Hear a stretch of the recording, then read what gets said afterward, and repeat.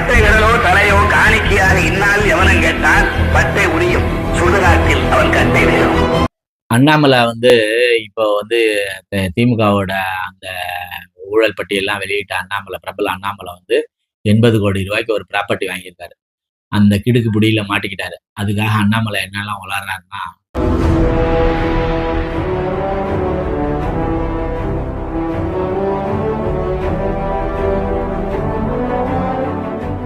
வணக்கம். Dravidian stock YouTube சேனலுக்கு உங்களை வரவேற்கிறேன். இந்த காணொலியை லைக் பண்ணுங்க, ஷேர் பண்ணுங்க, கமெண்ட் பண்ணுங்க, சப்ஸ்கிரைப் பண்ணி பாருங்க. அதாவது இந்த தாவேகா கும்பல் ஓடி ஒளிஞ்சிட்டதுக்கு அப்புறம் அவங்க சார்பா பேசுறதுக்கு ஒத்தம் கூட இல்லை. அந்த மாதிரி இடத்துல இந்த நயனா நாகேந்திரன் பிஜேபி தலைவர் ஆனதுக்கு அப்புறம் அண்ணாமலை என்ன சொன்னாரு, எனக்கு இங்க ஒண்ணுமே வேலை இல்லைன்னா, நான் ஃப்ரீயா இருக்கேன்னா, எனக்கு எந்த வேலையும் எந்த கமிட்மெண்ட்டும் இல்லைன்னா, சும்மா நான் இருக்கேன்னா, விவசாயம் பார்த்துட்டு நான் பாட்டுக்கு நான் இருக்கிறேன்னா என்ன எதுவும் கேள்வி கேட்காதீங்கன்னா, என்ன கேள்வி கேட்காதீங்கன்னா மாசக்கணக்கில் சுத்திட்டு இருந்தேன்.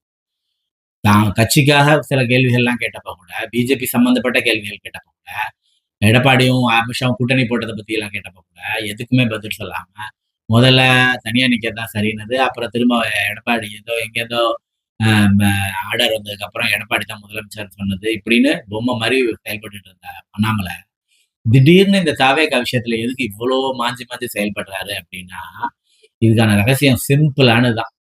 என்னன்னாக்கா, ஏற்கனவே இந்த பிஜேபி தலைவர் பதவியில இருந்து பயங்கரமா சம்பாரிச்சு 5000 கோடின்னு சொல்றானுங்க. உண்மை என்னவோ அதை யாருக்கு தெரியுமோ அவங்களுக்கு தான் தெரியும். அவங்க இடிஎஸ் இருக்கவங்களுக்கும் ஐடி வச்சிருக்கவங்களுக்கு தான் தெரியும். 5000 கோடின்னு அறுத்துறாலே 1000 கோடிங்கிறானுங்க. அப்புறம் எல்லாரையும் இந்த மாதிரி ஊழல் பட்டியல் வெளியிட்டுறோம், அப்படி பட்டியல் வெளியிட்டுருவோன்னு செகண்ட் மேசினிக்கு எல்லா கட்சிக்காரன்ட்டையும் பெரிய பெரிய அமௌண்ட் வாங்கி அண்ணா செட்டில் ஆயிட்டாருங்கிறதும் ஒரு இது. ரெண்டாவது, இதெல்லாம் முடிஞ்சதுக்கு அப்புறம் இந்த 5000 கோடிங்கிறது ஒரு காசிப்பா இருந்துச்சு. ஆருத்ரா விஷயம்லாம் உண்மையாவே நிரூபிக்கப்பட்டுச்சு. இதெல்லாம் தாண்டி அண்ணாமலை எதுவுமே செய்யாம பதவி எடுத்துக்கணும்னு சைலண்டா இருந்த அண்ணாமலை திடீர்னு ஏன்டா தாவேகா விஷயத்துல இப்படி தாண்டி தப்பி குதிக்கிறாரு அப்படின்னு பார்த்தா, என்னன்னாக்கா, அண்ணாமலை இப்ப ரீசெண்டா அந்த 80 கோடி ரூபாய் அவரும் அவர் ஒய்ஃப் அகிலா பேர்ல ப்ராப்பர்ட்டி வாங்கி அது பெரிய கரப்ஷனா மாறி அதுக்கு எவ்வளவு பெரிய ஊழல்னு ஏது ஒரு கட்சி தலைவர் இப்போ குடும்பம் நடத்துறதுக்கு சோறு தண்ணிக்கு வீடு வாடகைக்கு அதுக்கே மாசம் மாசம் நண்பர்கள்ட்ட வாங்கி அண்ணா சாப்பிட்டவரு, நண்பர்களோட சம்பளத்துல வாழ்ந்தவரு. அப்படி இருக்கிறவரு மாசம் 8 லட்சத்துக்கு இவருக்கு ஃப்ரெண்ட் எல்லாம் இனமா கொடுத்துட்டு இருந்தாரு. இவன் பொண்டாட்டி பிள்ளை பெற்று வளர்க்கறதுக்கு அந்த ஃப்ரெண்ட் எல்லாம் ஏன் பணம் கொடுத்தான்னு எனக்கு தெரியல.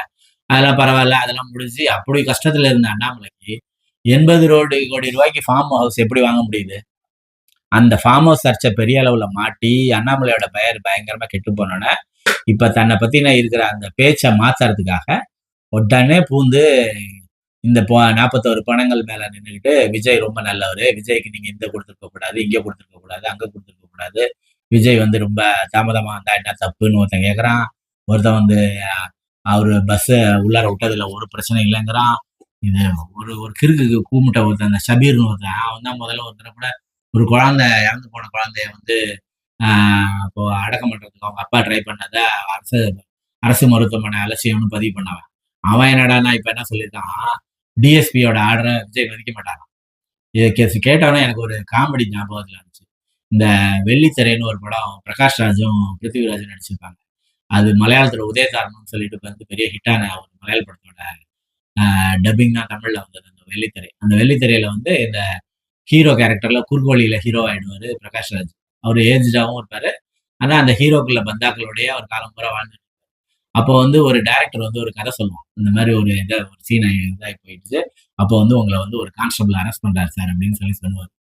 அப்ப கதை கேட்டுட்டு இருந்த ஹீரோ விஜய் பிரகாஷ் ராஜ் ஒரு டைலாக் சொல்லுவார். என்னது, என்ன கான்ஸ்டபிள் அரெஸ்ட் பண்றதா அப்படின்னு சொல்லிட்டு, அதெல்லாம் கிடையாது, நான் கான்ஸ்டபிள் வந்தோன்னா அவரை அங்கேருந்து பாஞ்சு எட்டி உதச்சி அடிச்சு ரோடெல்லாம் இருக்கிற எஸ்ஐ ஸ்டேஷன், போலீஸ் ஸ்டேஷன் எல்லாரையும் பிடிச்சி எல்லாரையும் அடிச்சு உரைச்சிட்டு நேரா போலீஸ் கமிஷனர் ஆபீஸ்ல போய் காரை நிறுத்திட்டு கமிஷனர்கிட்ட போய் இப்ப என்னை கைது பண்ணுங்கன்னு சொல்லுவேன். அதான் சீன் அப்படின்னு சொன்னாரு. அந்த காமெடி தான் எனக்கு நடந்து வந்துச்சு. அதுல சார்லி அசிஸ்டன்ட் டைரக்டர் ஒரு டைலாக் சொல்லுவாரு. இவன் என்னமோ கான்ஸ்டபிள் இவனை அரெஸ்ட் பண்ணாத தகுதி இல்லை, கமிஷனர் அரெஸ்ட் பண்ண தகுதினா அதுக்கு மட்டும் ஐஜி அருளா வருவாரு, அதுக்கும் ஒரு துணை நடிகர் தனடா வருவாரு. அது மாதிரி டிஎஸ்பி சொன்னாக்க விஜய் கேட்க மாட்டாராம். விஜய் கேட்கணும்னா சீஃப் செக்ரட்டரியே சொல்லணுமா. அப்புறம் ஏன்டா நீங்க போய் டிஎஸ்பி கிட்டயும் கமிஷனர் கிட்ட பர்மிஷன் கேட்டு எடுத்துருக்கீங்க?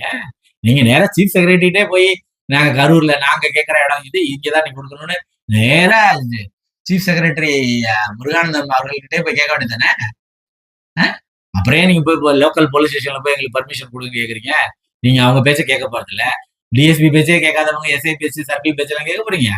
நீங்க நேரா போய் இவர்கிட்ட பர்மிஷன் கேட்க வேண்டியதாட்டியா?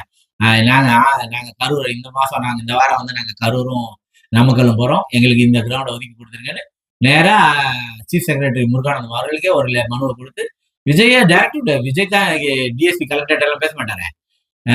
நாட்டாம பங்காளி, பங்காளி டு நாட்டாம நேரா chief secretary Vijay, Vijay to chief செக்ரட்டரின்னு பர்மிஷன் வாங்கிக்க வேண்டியதானே? அப்புறம் எதுக்குடா police, local police station, collector, இது கோர்ட்டு இதுக்கெல்லாம் போறீங்க? நீங்க தான் சீஃப் செக்ரட்டரி பேச்ச தானே கேட்பீங்க. ஏன்டா எவ்வளவு தான்டா வாங்குனீங்க? இவ்வளோ சொம்படிக்கிறீங்க. அவங்க கட்சியில ஒருத்தன் இல்ல ஃபீல்டுல. அவன் கட்சிக்காரன் எல்லாம் ஓடி ஒளிஞ்சுட்டான். தலைவர் 10 நாளா படுத்த படுக்கையா இருக்காரு. வெளியில வராம இருக்காரு. நீங்க வெளியில இருந்தே இவ்வளவு கூவுறீங்களே, எவ்வளவுதான் நீங்க உங்களுக்கெல்லாம் வந்து அண்ணாமலைக்கு ஒரு டார்கெட் இருக்கு, எடப்பாடிக்கு ஒரு டார்கெட் இருக்கு. எடப்பாடி, அண்ணாமலை எல்லாம் கூட கூட்டணிக்குள்ள கொண்டு வரணும்னா, அதுதான் கோலாகல ஸ்ரீனிவாசன் சொல்லிட்டான். நாங்க கூட்டணிக்குள்ள கொண்டு வரணும். அதுக்கு நீ எங்க வந்தா நாங்க எவன் எல்லா ஏக்க பைய, திருட்டு பைய, மொல்ல மாரி பைய, ஊழல்வாதி எல்லாருக்கும் இடம் கொடுக்குற ஒரே கட்சி பிஜேபி தான். நீனும் இங்க வந்தேன்னா சேஃப்ன்னு கோலாகல ஸ்ரீனிவாசன் சொல்லிட்டான். அப்புறம் அப்படி வரிசையா எடப்பாடி, ஆர் பி உதயகுமார், சசிரேகா, அந்த மாதிரி டிபேட்டுக்கு வர சசிரேகா வரைக்கும் எல்லாருமே விஜய் எங்க கூட்டணிக்கு வரணும். அதுக்கு என்னெல்லாம் விட்டு கொடுக்கணுமோ 40 வருஷத்துக்கெல்லாம் நீ எப்ப கவலைப்படுற? எங்க அம்மா 50 பேரை கொண்டது, ஜெயலலிதா மகாபாரதத்துல 50 பேரை கொண்டுச்சு. நான் எங்க அண்ணா எடப்பாடி இப்போ ஆக்சிடென்ட் எல்லாம் சாவறதெல்லாம் வேற. எங்க அண்ணா எடப்பாடி 13 பேரை நேருக்கு சுட்டு கொண்டாரு. அப்புறம் இப்ப நாங்க வந்து கொடியங்குளத்துல அடிச்சு வச்சிருக்கோம். கமிஷனர் ஆபீஸ் வாசல்ல பிரஸ் ரிப்போர்ட்டர் அடிச்சு நொறுக்கியிருக்கோம். எங்களுக்கு பெரிய ட்ராக் ஹிஸ்டரி இருக்கு. நீ என்னப்பா திருச்சி 41 பேர் பயப்படுற? எங்க அம்மா 50 பேரை கொண்டது. அதுக்கே நாங்க கலங்கல, யாரும் பேட்டி கொடுக்கல, யாரும் பார்க்கல. நீ என்னப்பா அப்படின்னு நினைச்சு இப்ப சசிரேகா மாதிரியான டிபேட்ல பேசுறவங்களெல்லாம் வச்சு அதிமுக வந்து தீவிரமா பிஜேபி தாவேக்காவை ஆதரிக்குது. அப்புறம் என்னப்பா நீங்க எல்லாம் கவலைப்படுறீங்க? நேரா தாவேக்காவோட கூட்டணியை போட்டு கொள்கை எதிரியை கொஞ்சம் ஓரமா வச்சுட்டு, இப்போதைக்கு கூட்டணி எதிரியா அதான் எடப்பாடி சொல்லிட்டாரு ஏற்கனவே. கூட்டணின்னு போடணும்னா கொள்கை என்ன, கோட்பாடு என்ன, அந்த நேரம் கட்சிக்கு தேவை, கூட்டணிக்கு என்ன தேவையோ அதான் நாங்க செய்வோம்ட்டு. அதே டைலாக் விஜய் வாயிலையும் போடுங்க. இப்ப விஜய் வாயில இருக்க எல்லா டைலாக்கும் நீங்க போடுறது தானே. அதே விஜய் வாயில இருந்தும் போடுங்க. கொள்கை என்ன, இது என்ன, நாங்க கூட்டணி போடுறோம்னு சொல்லி போட்டுட்டு விஜயை காப்பாத்திக்கங்க. விஜய்க்கு ஒரு எம்எல்ஏ சீட் எப்படி கிடைக்கும்? ஒரு வாரமா இந்த விஜயும் அரசு சட்டசபையில உட்காந்துக்குவாரு. நீங்களும் பேசுனீங்கன்னா அங்க எந்திரிச்சு மதுரை விஜய், கிழக்கு விஜய், மத்திய விஜய், அந்த விஜய், இந்த விஜய் சொன்னா ஒரு சீட் எம்எல்ஏ சீட் கொடுத்து உட்கார வச்சிடலாம்.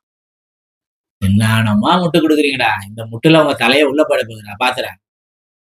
நன்றி, வணக்கம் நண்பர்களே.